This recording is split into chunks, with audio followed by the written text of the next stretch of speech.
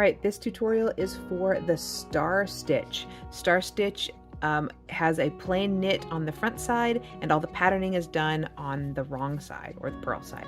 So I've already got a row of plain knit here. Get it all flipped over and ready to go. My Nearly Spring Capelet has a slip 1 and knit 2 garter edging. Because we're on the back, this is not where we are making one at the edges. So the star stitch is actually a very, it's a simple pattern to do, and on the next row we will have to alternate where our pattern is placed. But for this first row that's going right into the stockinette, we're going to come to the purl position and we're going to purl 3 together. So we're just going to slide into 1, 2, 3 right there. The first row can often be a little bit tight because you're going right into the stockinette. Subsequent rows will be a little looser. So we're going to go to purl 3 together and pull through, but we're not going to drop it off. We're going to pull your tip out to a reasonably long stitch length, do a yarn over, back to the purl position, and we're going to purl 3 together again, and then drop the whole thing off. So we took 3 stitches and we made them into this cluster of 3. It's not super important where the yarn over goes. You can sort that out on the next row. And after the star cluster, you purl 1. All right, we'll do that again. Purl 3 together to start out. Don't drop it off. Pull it out a little bit. Do a yarn over, back to purl position. Purl 3 together again. That's all 1 stitch. That's called the star stitch. Purl 1. Purl 3 together. Don't drop it off. Yarn over. Purl 3 together. Purl 1. And you'll just keep going until you hit the end of your row.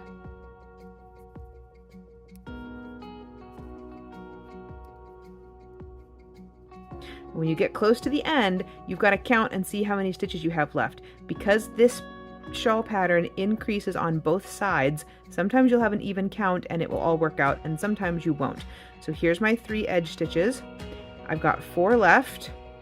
I've already done my purl, so I'm going to purl these 3 together and purl 1, so my count will work out this time.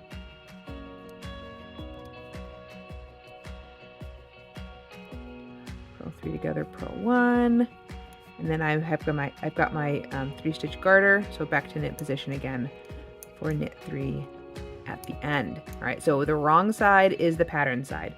So now we're back onto the knit side, and this side is easy.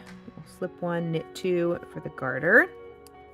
We will make one left facing, and if you missed that tutorial, you should go and pick it up so you can know your lefts from your rights and when to put them in this pattern.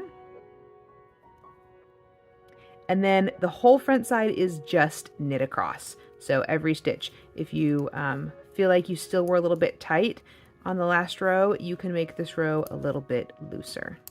If you come upon one where the yarn over is crisscrossed, it doesn't really matter where everything is. If you would like to sort of sort it out and put the stitches in order, that's great. If you end up knitting them out of order accidentally, that also doesn't matter. It will still make a beautiful star pattern, and it doesn't really make too much difference in the end.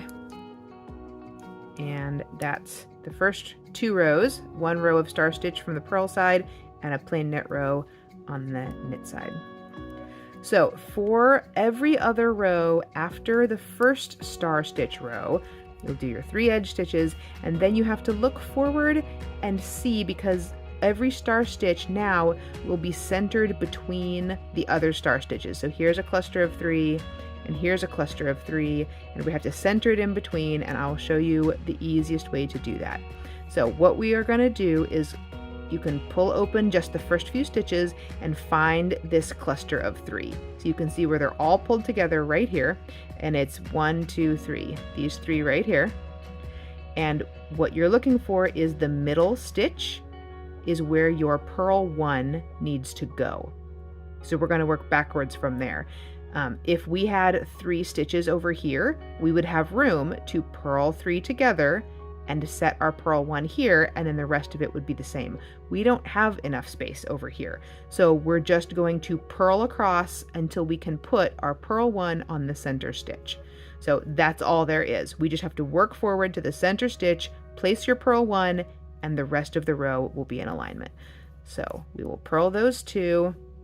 There was that center stitch, so purl 1. Now we are reset. We are ready to purl 3 together. The purl 3 together is this stitch came out of this star cluster.